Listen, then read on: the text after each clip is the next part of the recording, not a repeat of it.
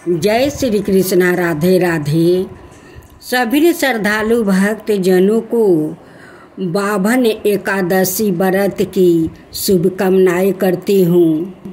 आज हम बाभन एकादशी व्रत कथा सुनाने जा रही हूँ। आप सभी श्रद्धा भक्ति से बाभन एकादशी व्रत को कथा को श्रवण कीजिए। युधिष्ठिर कहने लगे, हे भगवान, भाद्रपद शुक्ल पक्ष एकादशी का क्या नाम है? इसकी विधि और महात्म्य क्या है? कृपा करके आप विस्तार पूर्वक कहिए। तब श्री कृष्ण कहने लगे कि हे राजन, इस पुण्य स्वर्ग और मोक्ष को देने वाली और सब पापों का नाश करने के लिए इसे बढ़कर और कोई उपाय नहीं है। जो मनुष्य इस एकादशी के दिन मेरी बाभन रूप की पूजा करता है, उसे तीनों लोक पूज्य होते हैं। अत मोक्ष की इच्छा करने वाले मनुष्य इस व्रत को अवश्य करे। जो कमल नयन भगवान का कमल से पूजन करते हैं, वो अवश्य भगवान के समीप जाते हैं। जिसने भाद्रपद शुक्ला एकादशी को व्रत और पूजन किया, उनसे ब्राह्मण विष्णु सहित तीनों लोक का पूजन किया। अत हरि वासर अर्थात एकादशी का व्रत अवश्य करना चाहिए। इस दिन भगवान करवट लेते हैं, इसलिए इसको परिवर्तनी एकादशी भी कहते हैं।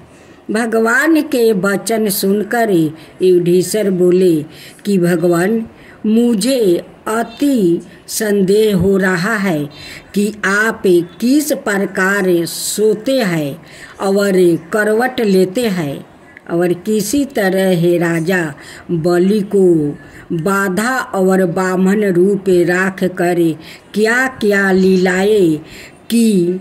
चतुर्मास के व्रत की क्या विधि है, और आपके शयन करने पर मनुष्य का क्या कर्तव्य है, सो आप विस्तार पूर्वक मुझसे कहिए। श्री कृष्णा जी कहने लगे, हे राजन, अब आप सब पापों को नष्ट करने वाली कथा को श्रवण करें।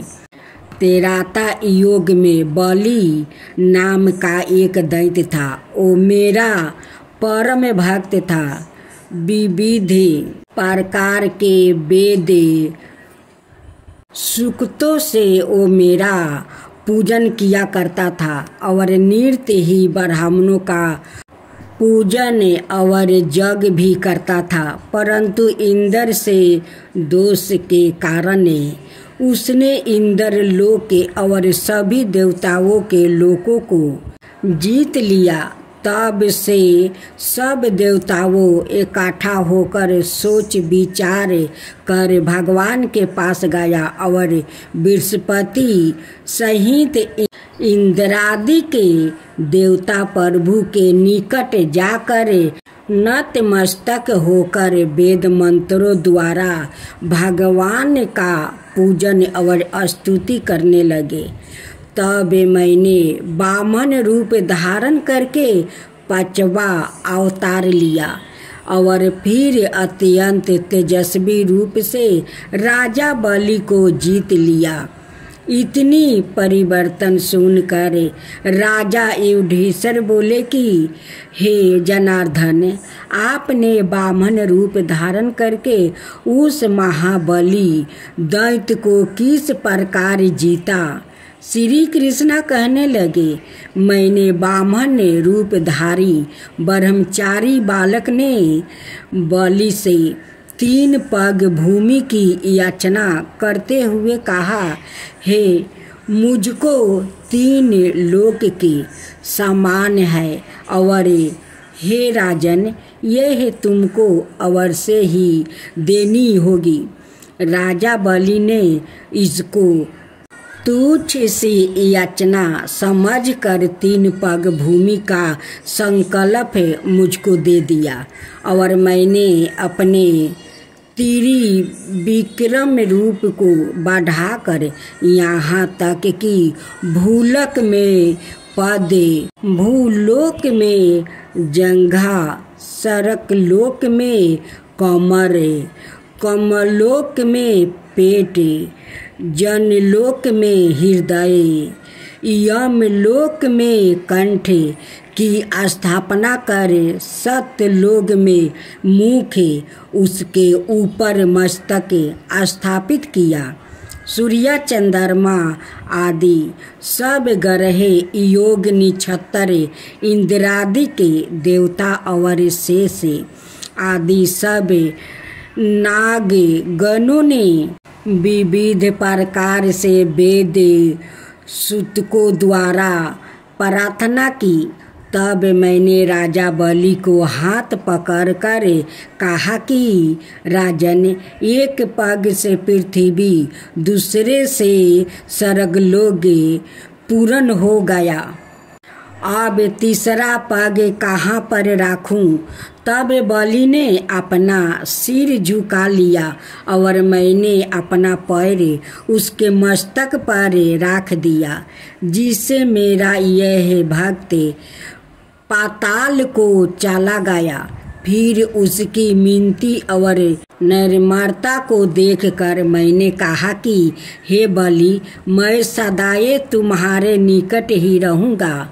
विरोचन के पुत्र बलि के कहने पर वहाँ पर भाद्रपद शुक्ला परिवर्तनी एकादशी के दिन बलि के आश्रम पर मेरी मूर्ति स्थापित हुआ और दूसरी क्षीर सागर में शेषनाग के वृष्ट पर हुआ। हे राजन, इस एकादशी को भगवान शयन करते हुए करवट लेते हैं, इसलिए तीनों लोकों के स्वामी भगवान विष्णु का उस दिन पूजन करना चाहिए। तांबा, चांदी, चावल और दही का दान करना उचित है। रात्रि को जागरण अवश्य करना चाहिए। जो विधि पूर्वक इस एकादशी व्रत करते हैं वो सब पापों से मुक्ति होकर स्वर्ग में जाकर चंद्रमा के समान प्रकाशित होते हैं और यश पाते हैं। जो मनुष्य इस पाप नाशक गाथा को पढ़ते या सुनते हैं, उनको हजारों अश्वमेध यज्ञ का फल प्राप्ति होता है। इस प्रकार वामन एकादशी की यह पावन गाथा संपूर्ण हुई। जो श्रद्धा भाव से इस गाथा को सुनता है और व्रत करता है, उसे विष्णु भगवान की कृपा अवश्य प्राप्ति होती है और समस्त पापों से मुक्ति मिलती है। हे वामन भगवान, जैसे आपने बलि राजा का उद्धार किया, वैसे ही हम सभी भक्तों पर भी अपनी कृपा दृष्टि बनाए रखे। इस एकादशी व्रत से हमें पुण्य प्राप्ति हो और जीवन में सुख शांति बनी रहे। एकादशी माता की आरती। ओम जय एकादशी माता मैया, जय एकादशी माता, जय एकादशी माता मैया, जय एकादशी माता। विष्णु पूजा व्रत को धारण कर सकती, मुक्ति पाता तेरे नाम गिनाऊं देवी। भक्ति प्रदान करनी, गुण गौरा की देवी, माता शास्त्रों में बरनी। ओम जय एकादशी माता, जय एकादशी माता। मार्ग शीर्ष के कृष्ण पक्ष में उत्पन्ना होती, शुक्ला पक्ष में मोक्षदायिनी पापों को धरती। ओम जय एकादशी माता। पूर्वी मास के कृष्ण पक्ष की सफला नाम कहे, शुक्ला पक्ष में होए पुत्र राधा आनंद अधिक रहे।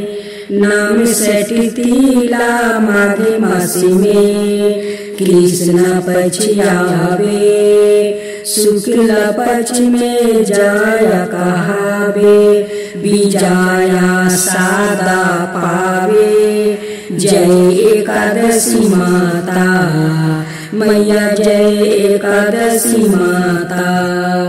विजया फागुनी कृष्ण पक्ष में शुक्ला अमलखी, पापी मोचनी कृष्ण पक्ष में चैत्रा मास बल की। चैत्रा शुक्ल में नाम कदमा धन देने वाली, नाम बरतूनी कृष्ण पक्ष में बैसाखी महाउली। शुक्ल पक्ष में होए मोहिनी आपेरा जेठी कृष्ण पक्षी, नाम निर्जला सब सुखी करनी, शुक्ल पक्ष राखी। ओम जय एकादशी माता मैया, जय एकादशी माता। योगिनी नाम आषाढ़ में जानू, कृष्ण पक्ष बरनी। देवसायिनी नाम कहावे, शुक्ला पक्ष धरनी। कमी का श्रवण मास में आवे, कृष्ण पक्ष कहिए। श्रवण शुक्ला होए पुत्र राधा आनंद से रहिए। आजा भाद्रपदे कृष्ण पक्ष की, परिवर्तिनी शुक्ला इंदिरा आश्विन कृष्ण पक्ष में। भरत से भाव सागर निकला, ओम जय एकादशी माता मैया, जय एकादशी माता। पापे कुसा है शुक्ल पक्ष में, पापे हरहारी। रामा मासी कार्तिक आवे, सुखीदायक भरी। देवोत्थानी शुक्ल पक्ष की, दुखी न सके मैया। लोधी मास की करू मिनती, पार करो नैया। देवोत्थानी शुक्ल पक्ष की, दुखी न सके मैया। लोधी मास की करू मिनती, पार करो नैया। शुक्ला लोध में हुए पद्मिनी, दुखी दरिद्रता हरिणी। परिमा कृष्ण पक्ष में होती, जन मंडल करनी। जो कोई आरती एकादशी की भक्ति सहित गावे, जो कोई आरती एकादशी की भक्ति सहित गावे। जन रघुनाथ सर का वास निश्चय पावे। इस प्रकार व्रत कथा और आरती संपन्न हुआ। भगवान वामन देव हम सभी पर अपना कृपा बनाए रखे और जीवन में सुख शांति और मोक्ष प्रदान करे। सभी भक्तों को वामन एकादशी की हार्दिक शुभकामनाएं करती हूँ।